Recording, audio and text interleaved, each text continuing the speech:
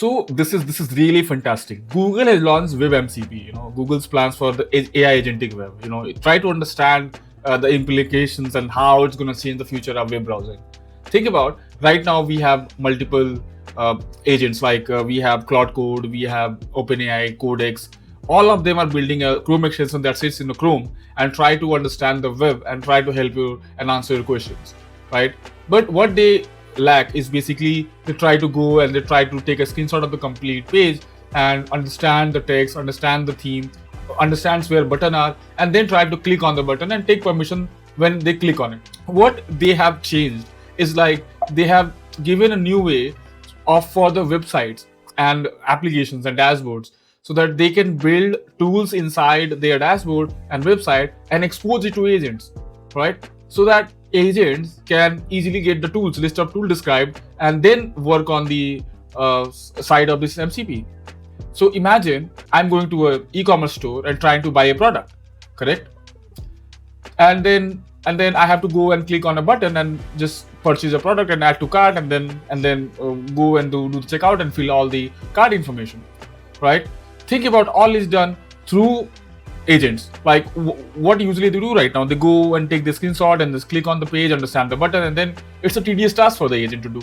Think about for each page and those events, if the website itself expose those all tools and events that they actually do. Like we manually hit the button, add to cart. Similar way, think about they give an agent a tool to click the button rather than agents figuring out the button. So the way models and LLMs and generative AI and agents will behave with the website is much more faster. Like you define what exactly you need and the agent will do the rest, because the website will be exposing all the data, all the tools to the agent. The current problem that you see is basically it's very slow. Like you have to take a screenshot, understand it, the screenshot will go to OpenAI or generative UI, then you try to give an answer, and then it's expensive also, because for each and every scroll it has to do tool call, and it has to consume tokens, and the context memory will increase to LLMs, and it's also fragile. Like, let's say keep on changing the UI, you go to from home page to the different page to different page, every page the UI has to change, and then all the screenshot has to be taken and then sent back to OpenAI and Cloud and then give the answer. So this is very, very like kind of problematic. Is the current website is designed for humans, not for agents, and it's everything is vision dependent. Everything how LLMs see what is in front of their eyes, and they analyze the website, and it's very, very hard to scale. That's why Cloud Code, Cloud Chrome extension, and also Gemini and Manas, they are quite expensive in terms of usage. The solution to all these is like for all those actions that you can perform on website, that become actually tools for the MCP, right? And that's why they're calling it WebMCP. So imagine all those tools like clicking buttons, searching on the website, adding to cart, doing the checkout, or even apply a filter on a website, or even searching a ticket from one destination to another destination. Everything becomes a tools exposed to the agent, and then the agent calls those tools, right? Like let's say exposing the complete form as a tool. Imagine like they have in WebMCP they have given this complete description that how you can define a form as a complete tool. So you just name the form as a tool, right, and describe what exactly this form is about.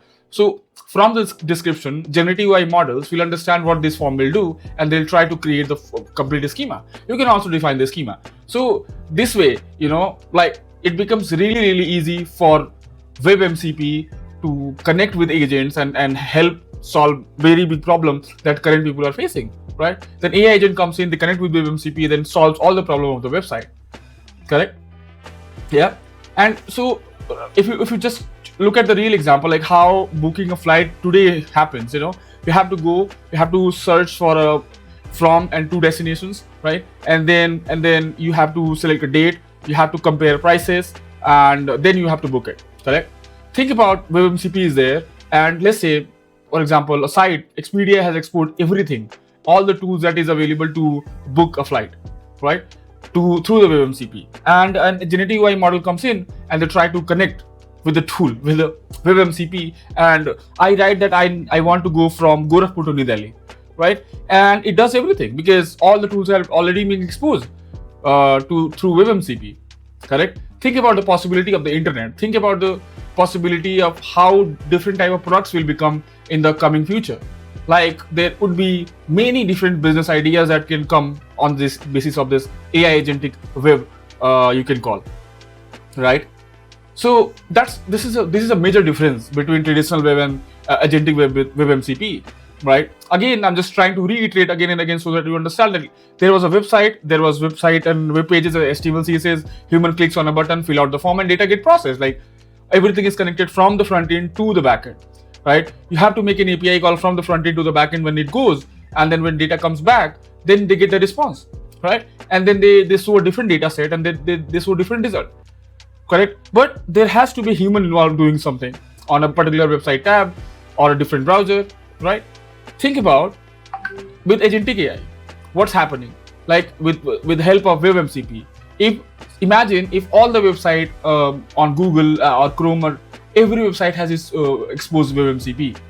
Correct? Think about booking a flight. Think about searching a product that you want to buy on Amazon, right? Think about the best product that you want to buy on Amazon for a certain category. Like let's say that you want to buy Sony EVJ10 camera lens, or let's say you buy best review iPhone, or let's say mobile phone on Android with a certain budget, right?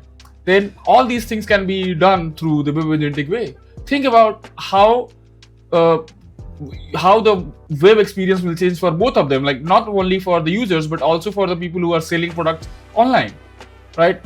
What things they have to care of to make sure that AI agentic catches their product. There is lots of possibility that's going to open. Now, if we try to understand in terms of architecture, or let's say in terms of mindset, then how things will change and things will evolve.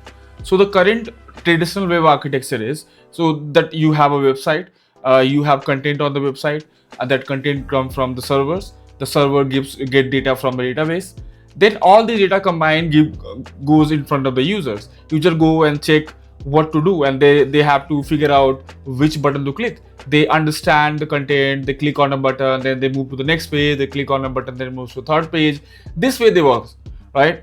So it's kind of information is hidden on the page, and user experience developers and UX guys has to define how the page should be better so that the human behavior should be easy, right?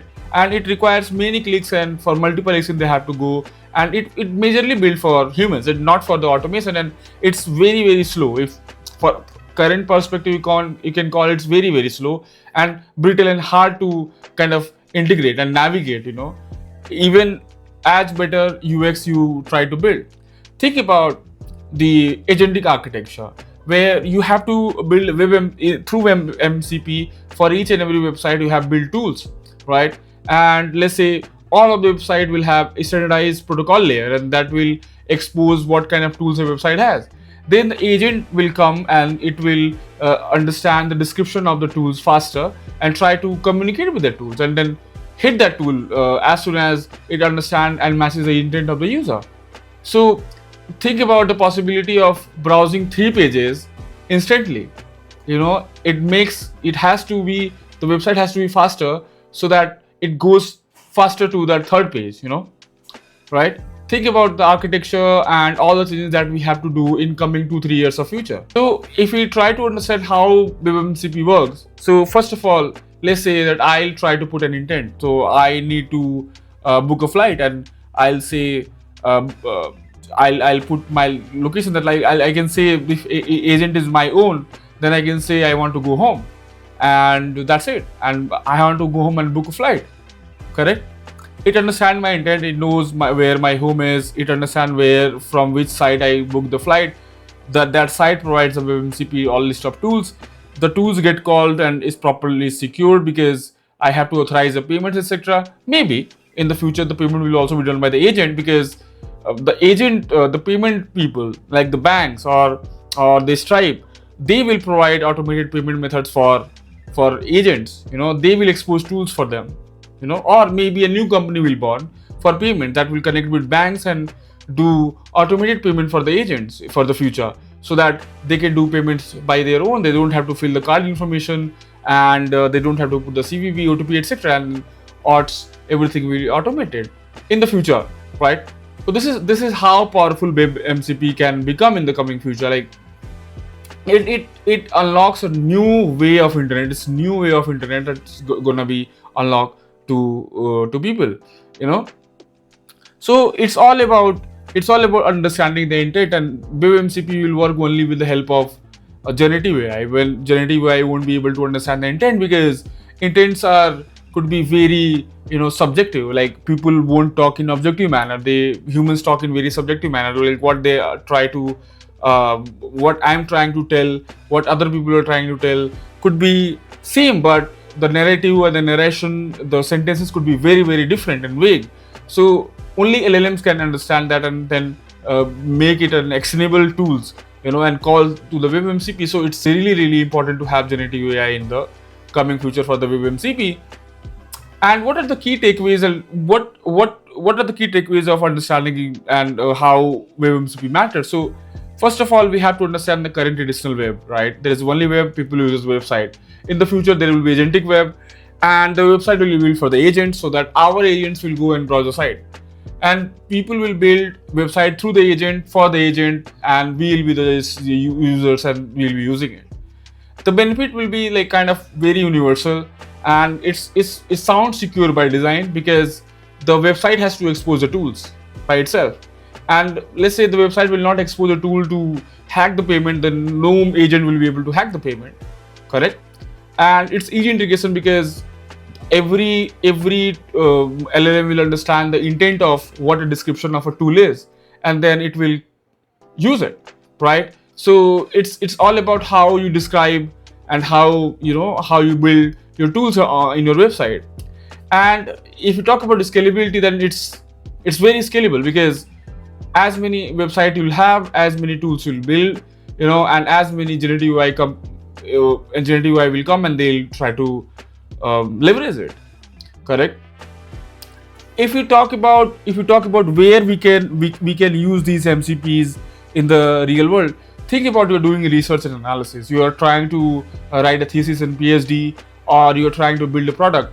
So currently you do go to OpenAI or Claude, and click on a button, deep research, right? And they go and they figure out all the internet, whatever data they have.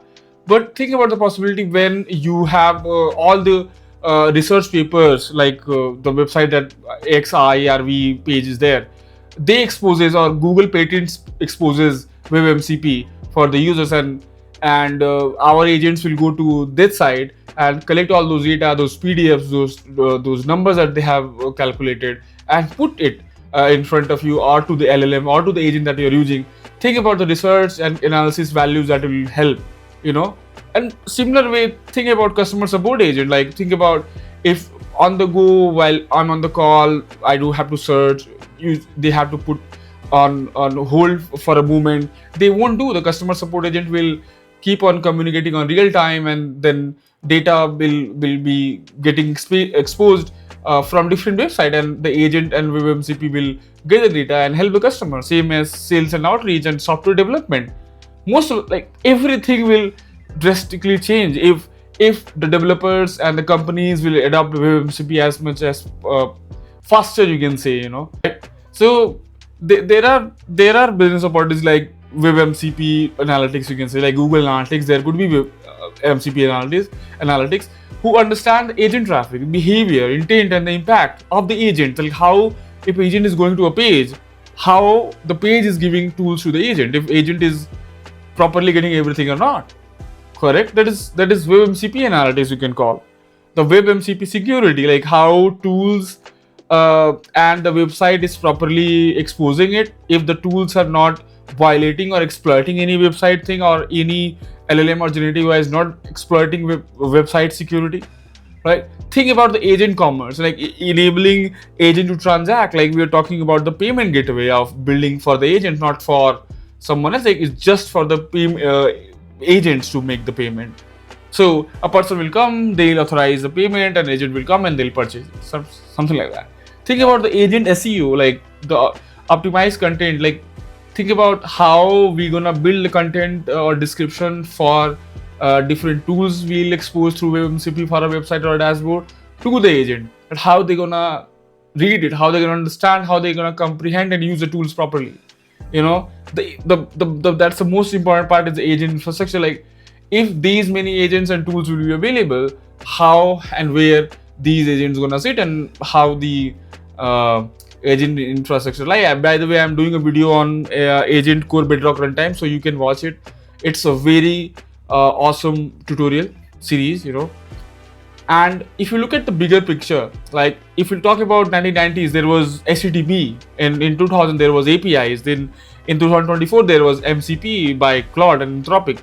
Now 26 or 27 there would be WebMCP, and that is for agents. That is for a web agent. That is for currently still the website is for us, but that would be for the agents. That's very, very hot if it becomes natural, adaptable by the developers, companies, startups, businesses, everyone.